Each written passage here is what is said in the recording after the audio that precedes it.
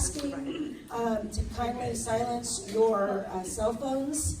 We're going to be recording the audio only, so we want to make sure that we can hear this for later sessions and for anybody else that's missed it. So let's keep the chatter to a minimum. And we're not taking questions because of how many questions we already have. If you do have additional questions, follow-up questions, you can direct them to Jen Maciel at execvp@indigoprogram.org. We're happy to take additional questions, just we probably can't accommodate them tonight. So take note if you have anything to ask. So I'm going to turn this over to our moderator, Jen Odom. She's in the back of the room. Back here, hello. Hey, Jen. Although I sound like I'm up there.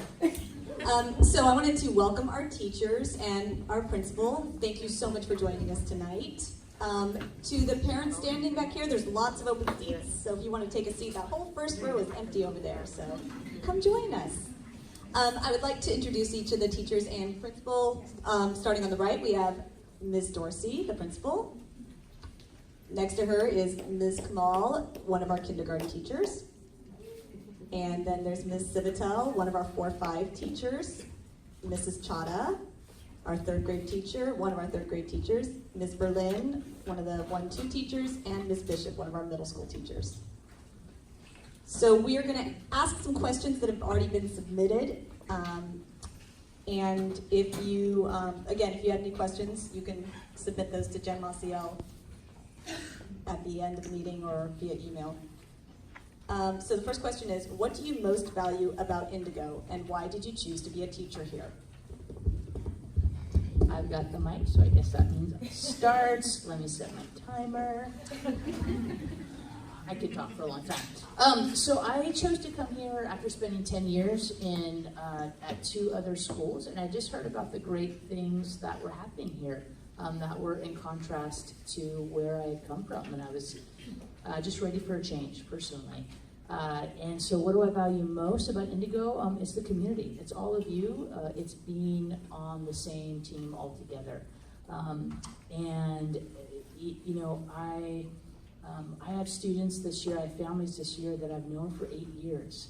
And so we get to start from such a further along place, starting in August. So I love the community here. Ditto.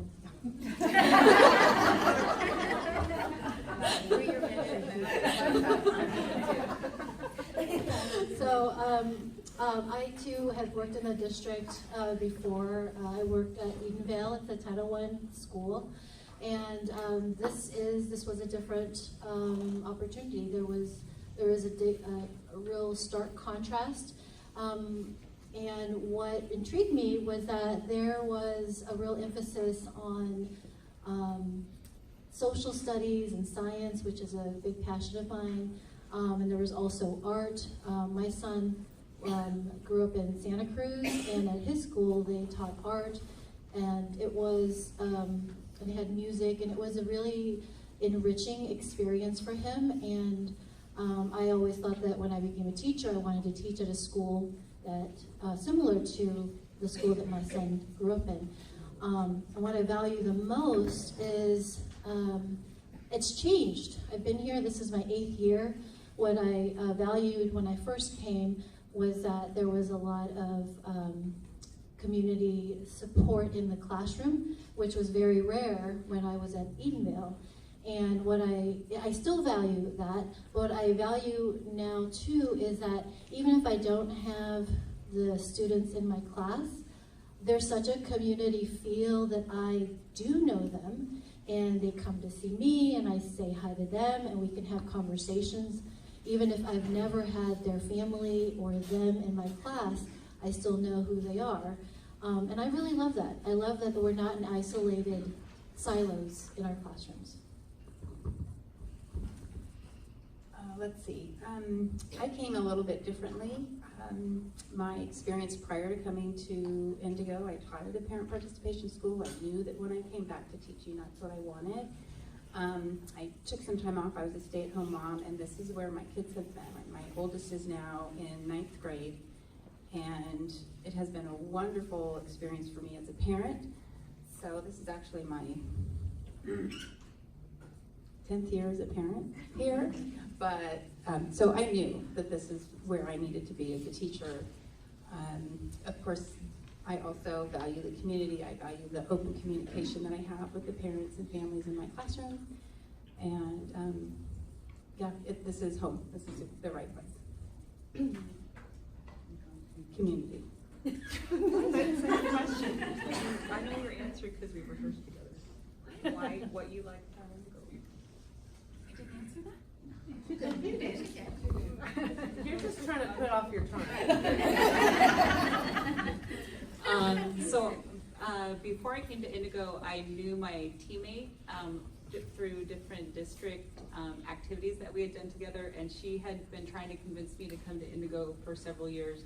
And then I finally was able to make my way here.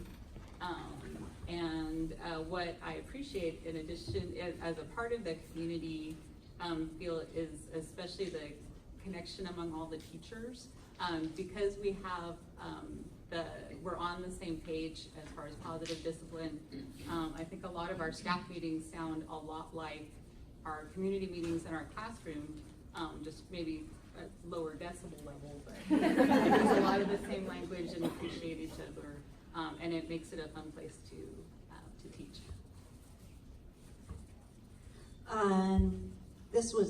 Teaching was not my first career. I had other career path, but along the way, I did teach a parent participation preschool for fun, and then so I think I came here because of the parent participation. That's what led me to Indigo. But in being here, I think the thing that I value most is the whole child approach to the program, where the academics and the child social emotional is equally important, and focusing on that and looking at the long-term success of students is what really intrigues me the most. Thank you. So I came to work here, in short, because the program is sound. The philosophy and the understanding around child development and how children learn are really aligned to best practices and ultimately my core values. And so it felt like it was like the home that I was looking for. I actually was really enjoying my job. I had a great team. I was enjoying what I was doing, but when the opportunity opened to come work here, I jumped on it.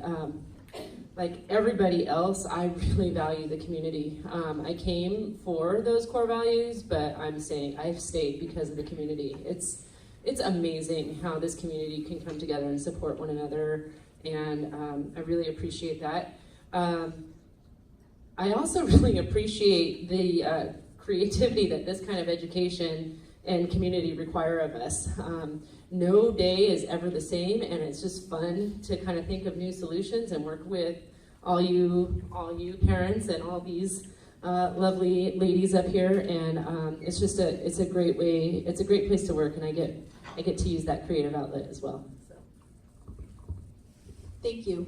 The next question, what does progressive ed actually mean? Why is progressive education important to you? Okay, I'm going to answer this question based on the misconceptions that I most commonly get about progressive education. One of the things I typically get is that progressive ed lacks structure. Just because students are engaged and having fun, it doesn't mean that there's no structure in place. Progressive ed might look like kids are just outside playing or sitting on the floor, but really they're constructing their learning. Students are given choices, but within the scope of curriculum and standards, it's a very collaborative and independent learning style, which demands a lot of students. So students are not only learning the skill, but also real-world skills that are going to be needed in their future. Another misconception I get is students can do whatever they want. It's a permissive environment. Within progressive ed, we focus a lot on social-emotional development, and it's equally important to the academics, as I mentioned earlier. Hence, that's why we have our class meetings, SEL training, And each student is given an individual goals, and there's plans in place and meetings and working with the parent. It's not, we don't consider a permissive environment, and we're looking at a developmental environment. And here's another misconception I typically get. Progressive ed doesn't take academics seriously. Well, we do. We want students to construct their own knowledge and be creative thinkers. But within that, there's a lot of rigor that goes in place, for lessons and projects which demand a lot of students. Students have to be able to demonstrate independence, be able to follow multiple steps, be able to articulate what they're learning, negotiate with others, debate. And with this, with all these skills, they can contribute to society, social responsibility, and be lifelong learners. Did I get the 3 minutes? And you caught up by 3. Thank you. Describe Indigo without using the typical buzzwords such as progressive ed, positive discipline, constructivist learning, whole child. It's like a game of taboo. Don't buzz me. Okay, so Indigo. Indigo is, there's different facets to Indigo. It's like this diamond, and there's different facets to look at it. One of them is that it is a student-centered program. What does that mean, student-centered? It means that when Lori touched upon this a little bit ago, that it's a constructivist environment, which means that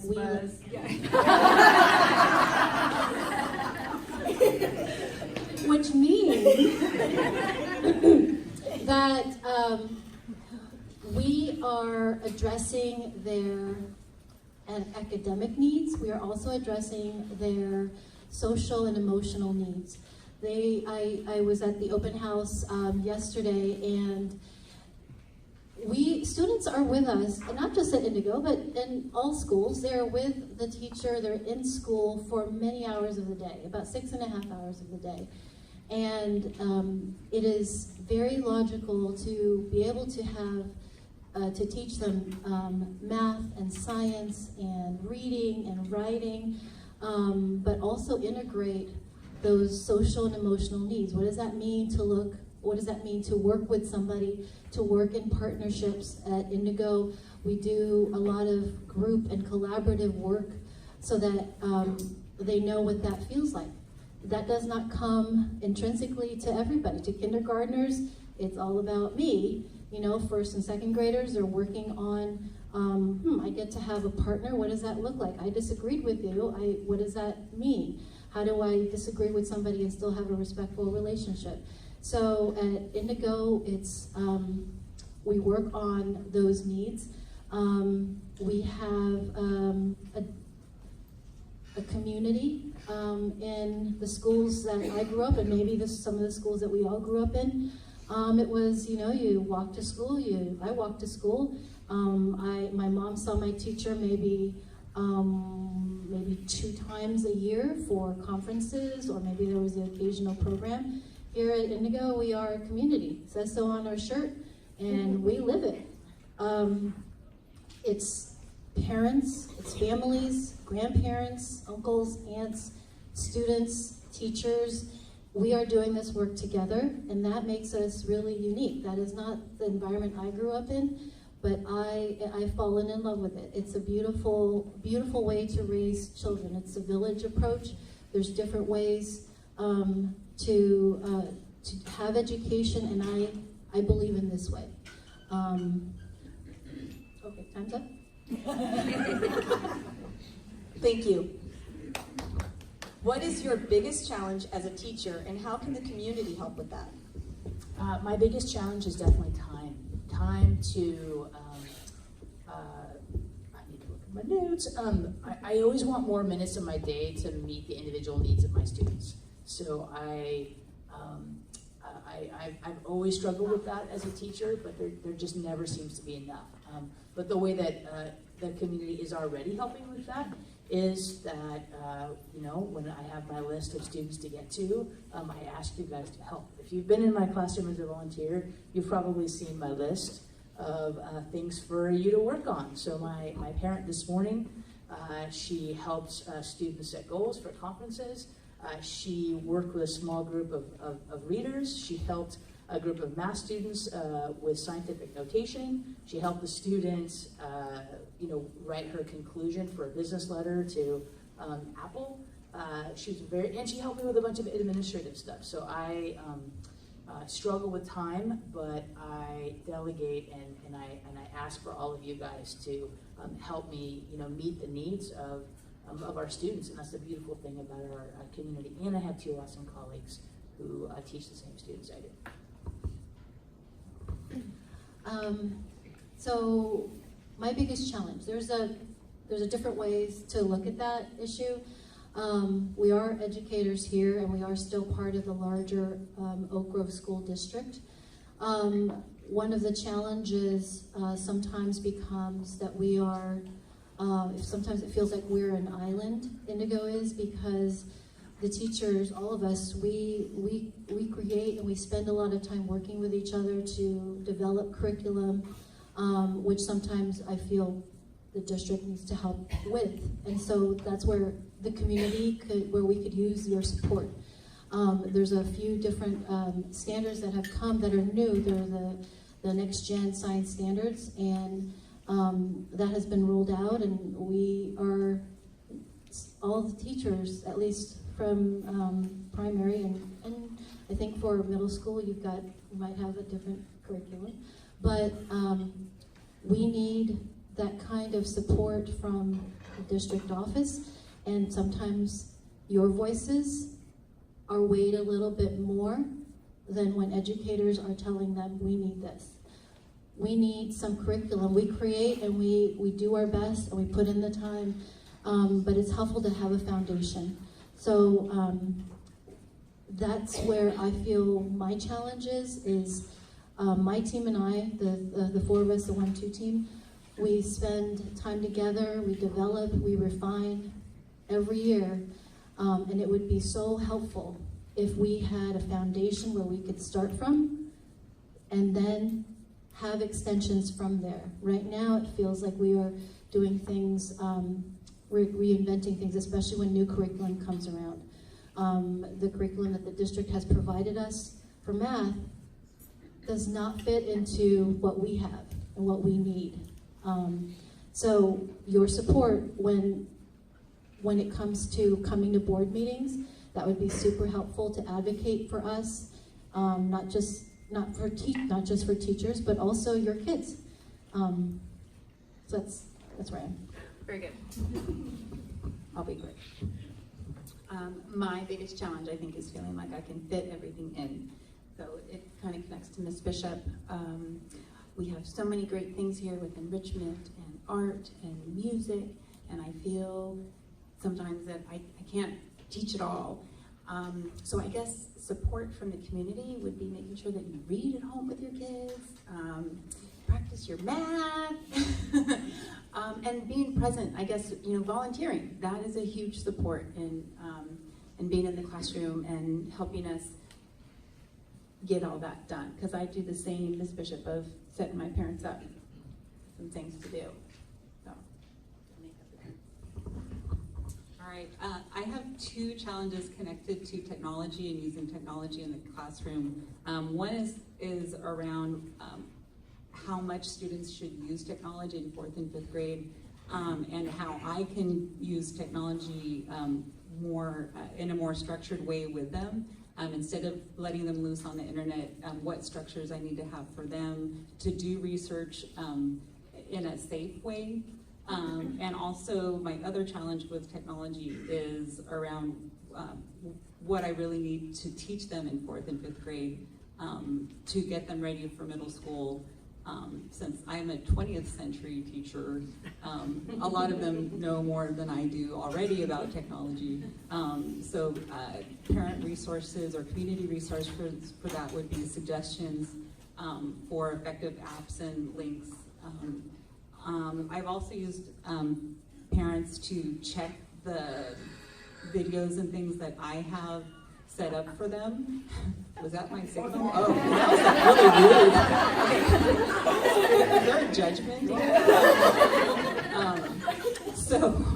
Having parents preach, because also not only is there a problem with links not being good anymore, and nothing ruins a lesson more than the kids not being able to access what you have set up for them for the lesson, but also making sure they're appropriate and that the district will allow that link to be accessed. Those kind of issues. So those are my challenges with technology. For me, when I looked at this question, I kind of thought about, okay, there's a lot of things that are challenging, but I think I'm going to look at this challenge as something positive that keeps me engaged in my profession.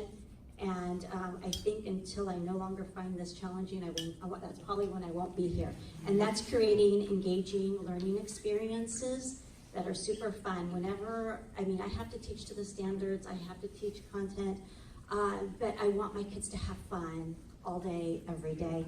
And so creating lessons and ways to teach it takes a lot of time and energy, and it requires my parents. So there's a lot of components to it, but it's what I love the most. So it's a challenge that I love. Thank you. Next question. Are you ready? Yeah. What's your view on homework and why? My view on homework, well, I'm going to give you a kindergarten perspective because they're very young. I think having a routine is very important. Having a routine for reading and discussing what you read. And so I do weekly readers, and I think that's a very much routine that you can instill, but also I think having time to play and letting kids construct their own knowledge through play is also very important. So, no, you're not going to get homework packets from me, but I do expect your child to read with you and you read to them, and lots of time to play and experiment is the best thing you can do for a kindergartner.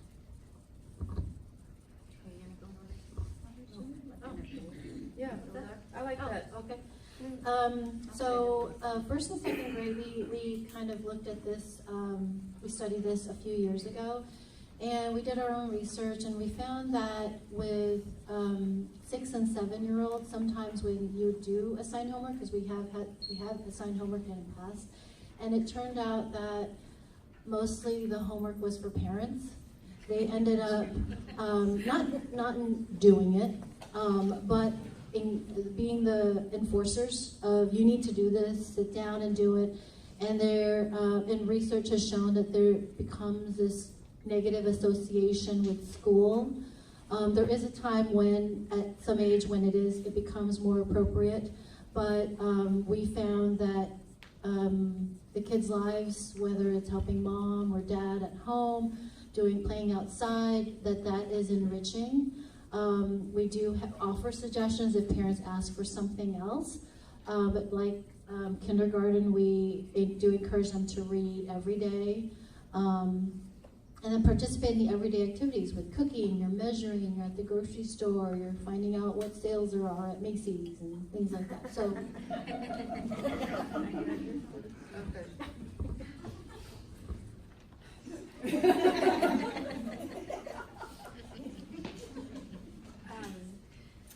Third grade, we do expect our students to read every night.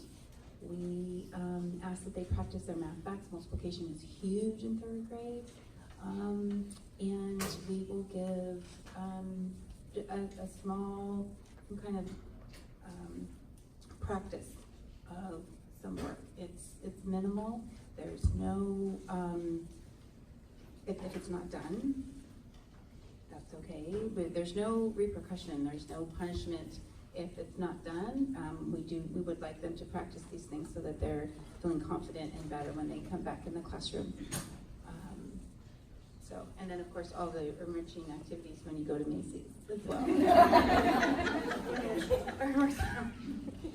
All right, been building in 4th and 5th grade, we are continually developing our homework menu, so a project-based homework menu that turns over every 2 months or so, where they can choose from 3 different projects. One is a writing project connected to some type of concept that's in our science, social studies, anything connected to multiple intelligences. They can do an art project, lots of choices connected to a large project, kind of a medium-sized project, and a small project. And this year we built in a project calendar for them so that they can track how much they need to work on each project in order to be done with everything by the deadline. So it's building those steady skills. I've gotten a lot of good feedback that they're enjoying the projects because there's so much choice. And like we had a gingerbread building challenge, and so they took pictures of it, they wrote about it. We're kind of sneaking in writing and reading because they have to reflect on their project and how it went, and then they come in and present it in class. So there's an audience for it, and we've actually gotten a lot of good feedback about it so far. For middle school, we really see our grades as a bridge between elementary and high school. And they're going to be faced with a lot of homework in high school, and so we want to get them ready for that. And so we do step up the amount. They have weekly homework that they're responsible for. The question was, what's your view on homework? Again, we want to be that bridge. We want to provide meaningful opportunities with questions that are related to what they're studying. In social studies and science, problem solving for math, a current event question related to something that's happening in the news right now. And so, we also want to help them space out their work so that they're, working on the time management as well and not spending Sunday evenings. I do get some emails on Sunday evenings. How do you do this? Or what do you mean by this? Or can you help me with an article? But we're still working on that. So meaningful, connected, and then we also give feedback regularly on how they're doing with their homework. Thank you. Next question, how do you support students who aren't motivated? That is mine again. I think of myself as kind of like a doctor who's, looking to diagnose a patient. And so there can be so many different reasons for why a student isn't motivated.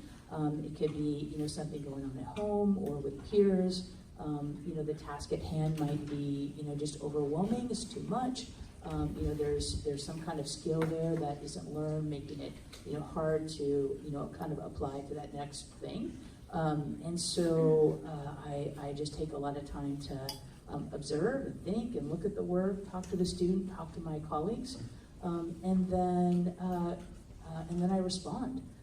So that might be, breaking a task down or breaking a project down, or, it happens a lot in middle school where students struggle with breaking kind of large projects down. And so, helping them with that. It could be, maybe they just need, more skill practice. So help them at lunchtime or ask one of my wonderful parents to help them with something. Maybe they just need, I need a better relationship with them. And so we're gonna, invite them to lunch. Or, I kind of think of it as, kind of going in the back door where, what are the interests that they have, and to wrap the learning around, those interests. Or maybe they just need, more time. I'll open up my classroom for them to hang out, and we're, just talking. And sometimes just having a little bit more time with a student can help bring them out of, their shell and move them forward a little bit more. It certainly takes time. I drive a lot, so I have a lot of time to think about my students, and and just a willingness to try, many different things. That's my approach. Thank you. When you talk about a child's development being fluid, how do you know when they're making adequate progress? How do you know when something else needs to be done? Okay, so this, as teachers, and if you've been doing this for a while, you get to know where the spectrum of development is and what kinds of skills students at a certain age should be able to accomplish, certain tasks that they should be able to accomplish. This is my 13th year in education, and when I get students in, so the primary thing when I first went into teaching was, if you're a first grade teacher, the main thing that first graders do is they learn to read. And then somewhere along the line, somebody not in education said kindergartners should be learning how to read. And so the age got younger and younger, but the spectrum still remains of where students start to learn those skills, and they start to build on those skills. And they start with kindergarten with learning their sounds, and then first grade, kindergarten, you've got sight words, and you continue to build on that.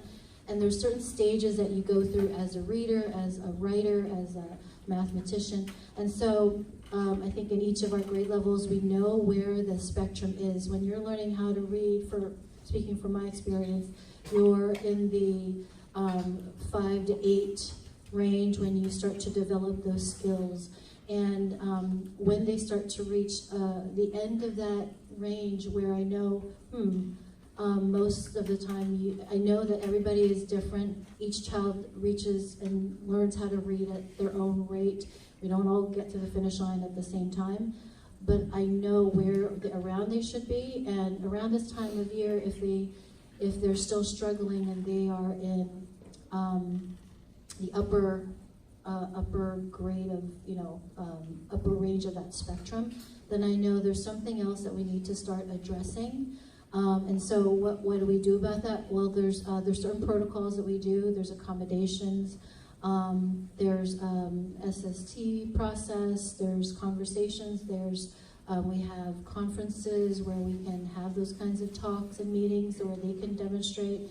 But it requires a lot of communication between the teacher and the parents. And also it requires some support, not just from school, but also from home. Like what are we doing to help them at home? So, so I consider us experts, and if we know where they should be at a certain age, and when they're not there, or they haven't reached that milestone, or they're not quite in that stage, then we are alerted, like, there's something that we need to start examining a lot more closely. There's a second part to this question. Without grades, how do you keep track of how students are doing? How do you know if they're learning? How do I know how they're doing in class, academically, behaviorally, etc.? Thank you. The first thing I think about is, grades. To me, it's a judgment on your child, on your student, and it's a summative judgment. And that's not how I think about working with kids. I think about working with kids more as a coach. Somebody who encourages them, is obviously there with them and seeing what they're doing, can see point out what that next thing is that they need to work on. And so, our program is so experiential that we have ample information to glean all of those things, where they're being successful. And again, like Mrs. Berlin said, we're all experts on our standards and where your child needs to be at the end of the year. And so all of our planning and thinking and teaching, it's through that lens. And so, when I'm looking at all of this information, I feel like I have a better idea of what your child needs, as opposed to, just giving a grade. I was at science camp last week, and the other teachers who were there just had stacks and stacks. I mean, they literally spent 6 hours every day, grading papers and projects. And because they had to have that grade. And I got to be with my kids and experience science camp much more with them. So I'm looking for the experiences to glean information, to help me plan, to help me know where to encourage where that student needs to go. And as far as, how do you communicate progress? It certainly takes more, words than just a letter grade. And so that's where, we have to really describe what we're seeing and what they need to do next. So asking questions of your teacher, looking at the work that's coming home or what they're doing in class. But ask us directly. You don't have to, kind of go, paint around the edges, just, how is so-and-so doing? And Are they, where they need to be, and what can we be working on? Because it is different than just giving a grade. Thank you. Do teachers work together to provide a cohesive academic program for students year to year? If so, what does that look like? Yes. Yeah, teachers meet regularly. Formally, they meet once a week with each other in teams, and informally, they meet way more often than that. I mean, they're constantly talking in the break rooms or at recess. I see the middle school teachers constantly convening on the yard, doing yard duty, but also talking about this students and curriculum and what's next. I know that the third grade team is always texting each other late into the night, and teachers are even working over the summer. But our sort of more formal collaboration, teachers meet about once a week to plan instruction. Well, first assess where students are, or talk about the assessments or observations that they've made, and then make plans about where to go next with those kids. There's a couple different protocols that we have for that. So one of the more fun things that we do is something called instructional rounds, where teachers get to go based on a need that they have. They get to go into each other's rooms and watch each other teach, and give each other feedback, and also ask each other questions. So that's a really cool way to align our instruction and get better at it. Another thing that we do is something called professional learning communities, where teachers are bringing in their assessments and talking about it with their colleagues and planning and designing next steps. That happens at staff meetings. What else? Oh, unit tuning protocol. We give teachers, with your help, with the PTA's help, we give teachers planning days where they take the day. This is one of the days you'll have a sub in the classroom, but all the teachers will take a day and they'll plan the unit together, and then they'll bring that unit to a staff meeting where they'll share it with another team and get feedback on that unit from the team. So those are the formal ways that we plan instruction. Next question. What, if any, opportunities do my students have for STEAM type education at Indigo? So in 4th and 5th grade, we have weekly hands-on investigations that we do this year through mystery science. So we touch on the standards and content for 4th and 5th grade alternating years. So this year is a 5th grade curriculum year. So each week they have one lesson of hands-on science through that. Also in our enrichments, we have 4 classes available to students that are science-based. So this year we have 3D drawing, robotics, airplane, origami, and stop motion. So throughout the year they'll have, among their 4 rounds, they have those available. In our reading units, we'll teach them to read science, and making sure they have strategies for understanding science vocabulary and concepts that way.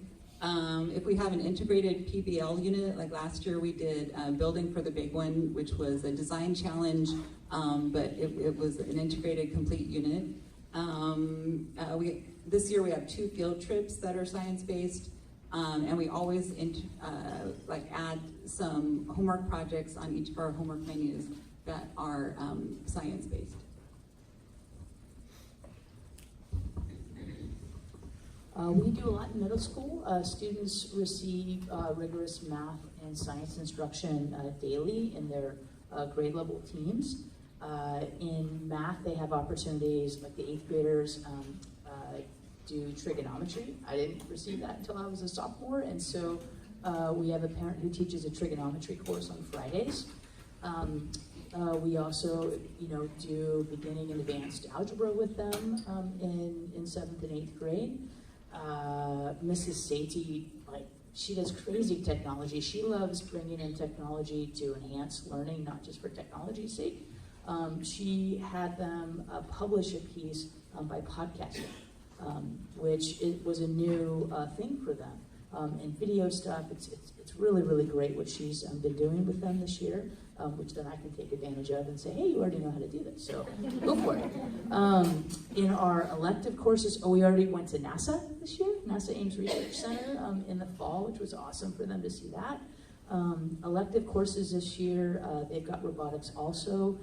We've got a microscope lab taught by actual chemist, and she was having them look at their own skin cells under the microscope today, and has been doing amazing stuff with them. I teach an anatomy course where we've been doing dissections and learning about different organs. So if there's kind of an odor in there right now, my heart dissections haven't been picked up yet, should be soon. They also have studio art that they have the option to take as well multiple times a week in the afternoon, Thursdays, Mondays, and Fridays. Thank you. Sometimes I don't feel the kids listen to me during groups or centers. I'm not a teacher. I don't know management or how to teach. I try my best to do what's asked of me. What are my options for when kids are not listening, are rambunctious or rude to me or their classmates? That last question makes me sad. But that has, this sounds very familiar to me. So I think the number one thing, when we talked about this together, the number one thing is, one thing that you've learned already is to build relationships. That's number one. Connect before you correct.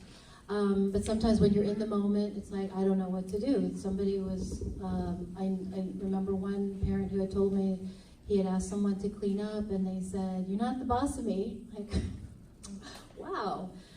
So for me, building a relationship, in that moment though, we encourage you to use the skills that you've learned here. And I know that takes practice. For us, we do it every day, all day. You're here for your shift, and you're in the class for a few hours, so I can see where that might be a little more challenging. So some things that we came up with, and something that I do encourage in my classroom, in my classroom with my parents, is you can bring it up to the teacher. I want to help empower you, because we are a community school. I want to help you feel empowered, and I will be there to help facilitate that process. Another thing that we've done before is we bring it up during our community meeting, our class meeting. When the parent has been there and it's been time for the meeting, or it was scheduled, then they bring it up. I bring up issues myself, and that's a way for us to kind of problem solve it together, especially if it is a widely felt problem, or we've had, if it's a recurring problem. You can talk to the student privately. You can try to problem solve it with them. The things that you've learned in positive discipline, when you're in the classroom, you're in the moment. Sometimes it's hard to recall those things, but you just have to try. You share your noticing. I noticed this. Give them the two choices, and communicate with me. Another thing you can do too is talk to the teacher. Maybe there's already some action plans in place for some students. That is something that we do. We want to help the student be successful, and so for some students we do create their own individual action plan. I want you to remember too that for about 80% of the students, the strategies that you try will work. There is going to be, or maybe more than that, maybe 85, 90%. There is going to be that 10% of students where they are going to require some other needs. And so please refer them to me, or talk to me afterward, or talk to us afterward. We have to keep the communication lines open.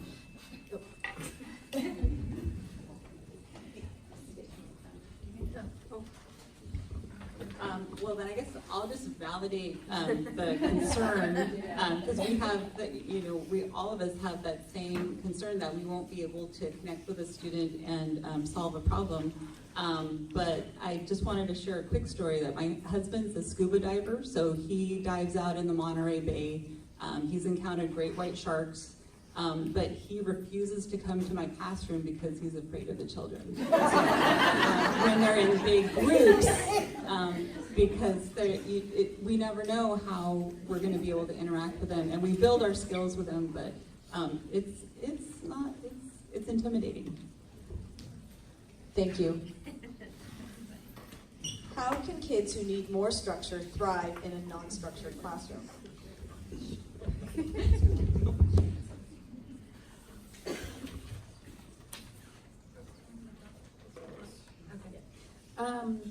Structure. So, of course, we spoke about all these questions together. Not having structure in our classroom, I think we feel is a misconception. We all have structure to our day. We take a lot of time to structure our lessons, to meet the standards, to meet the different levels of our students. So I think what maybe the question is when we are giving more of a more inquiry-based question or unit, and the students are diving in and exploring and discovering information on their own, which of course makes it a more powerful learning experience. It doesn't look structured in our classroom because they're all kind of in different places doing different things. With that said, there are students, the 15 or so percent maybe, that's not working for them that day. And at that point, we may give them fewer choices. Maybe you need some preferential seating. Maybe you'd like to take a break. We have other options and to give them that choice A or B of how you want to go about continuing to explore and learning without taking away the structure of it. Can you want to add to that? Thank you. Sure. Indigo also seems to have a high number of students who lack impulse control and the ability to focus on tasks and directions. Indigo students work in groups for a lion's share of the day. While a disruptive student benefits from working in a group, aka a ready-made audience, the audience suffers as these students no longer have the ability to maintain a clear focus on their own work. It's so rare to see a student move from a group, redirected to another classroom or task, etc. Are our teachers working to make the learning platform more equitable for all students? I have an answer to this, but I just caught on to the audience suffers. And I want to know whose perception is that? Is that the perception of the audience or the observer? And because I think at some times it's the students are learning. They're learning how to deal with different people socially. They're learning that everybody interacts with their world in different ways, and they're building empathy for lots of different people. For example, I had a student who was preparing just a silly song for the talent show, and she said, you know what, maybe I shouldn't put that part in because I know my classmate gets upset with those kinds of images and those kinds of things. She didn't say images, but you get what I'm trying to say. So in the classroom, this person who is demanding of attention and maybe having a meltdown in class or taking the attention, to the observer looks like it's making the other kids suffer. It's really helping the other kids learn and build empathy. But let's talk about this as well, about seeing a student moved from a group or redirected. That's where we could use your help as well in the classroom. If you're an observer, just give that simple choice. Okay, you can either listen to your team or you can take a break, right? Those kinds of things. I invite you guys to step up and put your hat in the ring and try something like that. But remember, equity is really giving each child what they need. In positive discipline, we value the long view approach to dealing with misbehavior, and so when we see students like struggling with impulse control or other challenges, we start analyzing the behavior. We're trying to find patterns. We're trying to determine what the antecedents for that behavior are. We're trying to determine the cause for the behavior. We're trying to determine the lagging skills the students have that are leading to that behavior. And because we believe that kids do well if they can, we believe it's our responsibility to teach the students to do well. And you're not going to teach a student by punishing them or taking them out of every challenging situation. We have to teach them to develop those skills and become self-reflective. It doesn't come naturally, like one of the teachers said, to all students. So we have to explicitly teach that. There's a second part to this question. What is Indigo doing about the kids who continue to have disruptive behavior in the classroom? So the analysis takes sometimes a long time because misbehavior can be tricky. And the patterns and all those underlying issues, you know, we're only seeing the tip of the iceberg with the misbehavior. We have to go deep and see what are the issues that are underlying this. And sometimes it can take a long time for us to find that pattern and find that key. And we have, I think it was Ms. Berlin who was talking about, we have structures and protocols to help us do that. And so we could also enlist the help of our teams, some support staff. We have more frequent coaching, more frequent reflection. We do things like visual reminders or visual cues for students. In the older grades, I'm starting to do like restorative practices that gets kids to take on more of a metacognitive approach to understanding multiple perspectives of a situation. Like I said, at the school level, we have to go beneath the surface to determine those root causes. That might be anything from trauma to triggers that we haven't made the connection to yet. And we implement strategies that work to support the student in developing more pro-social behavior. There's not one key to it. And so sometimes we'll try a strategy and it works for a little bit, but not, and then it stops working. So then we have to try another strategy. And it takes time because behavior and understanding motivation, like Ms. Bishop said, is a really complex thing, and it's ever changing, and that's part of the fun, and that's part of what we like to do. Thank you. What can parents do more of to support learning at home? So that is definitely an individual question, because teachers would love to have an email or a call about that, because we know your child now. You can look over your conference notes and pay attention to the narratives that will be coming home. We spend a lot of time on those, and I'm hoping that all the teachers would have suggestions to help you, because what your child needs will be different from what we see that another child will need. So please communicate with the teacher, because we're here to help. Thank you. What are the most important things a volunteer can do to support the students during classroom shifts? What are things that volunteers do that make it difficult for students? For example, things we should avoid doing. Let's see. So we've already touched on this a lot, but connect to the students. And perhaps take a step back. What is it that student needs right now from me? So reflecting, that is the most important thing that you can do, and showing up, coming during your classroom shift. Let's see, what are things that volunteers do that make it difficult? So yeah, we talked about this, doing the work for the kids, that's not helpful. Sorry, let's see. Sometimes we see parents giving attention to their own student, but not the rest of the class. So we'd really like, when you're there for your shift, that you're there for all students. Something else to avoid is sitting back.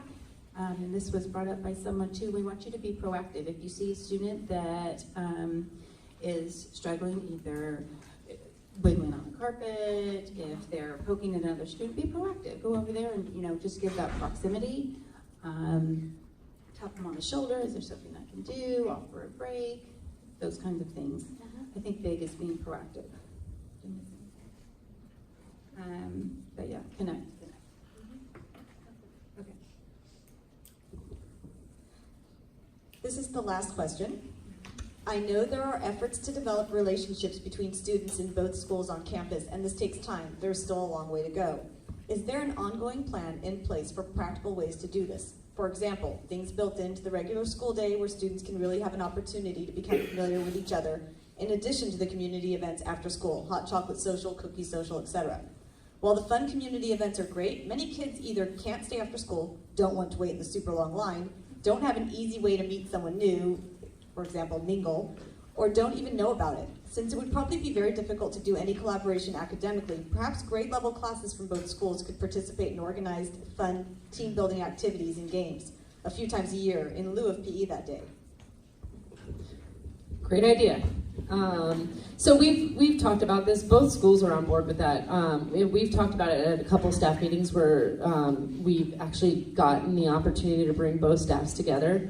The problem is logistics.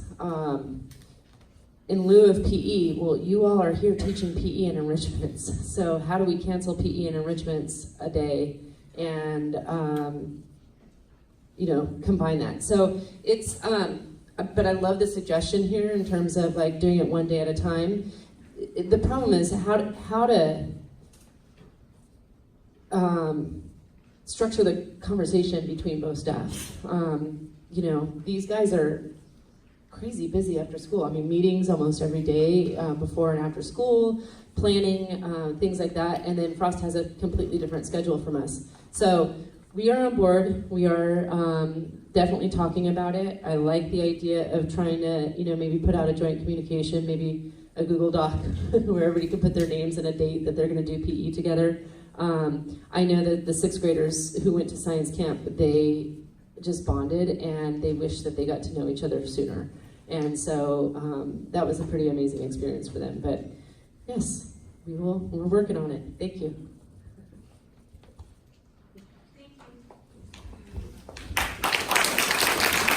Thank you for coming out. Thank you. Thank you so much.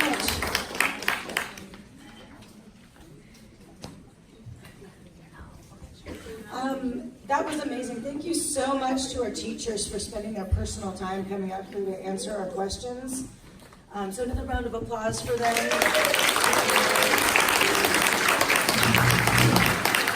Thank you. We appreciate your honesty and your candor and information. That was great. Thank you to Jennifer Maciel, who did a lot of work to put this together, and Eileen Brown for recording, and Jennifer Odom and Missy for timekeeping. Thank you very much. That's all we have. If there are any follow-up questions, again, please send them to Jennifer Maciel. There were a few other questions that weren't quite, didn't fit the format. So we are going to compile any other questions that didn't get answered, and we're going to put them in a doc and send them out in about a week or so. So look for that in your newsletter. But thank you so much for coming out, and we look forward to seeing you in February. Thank you.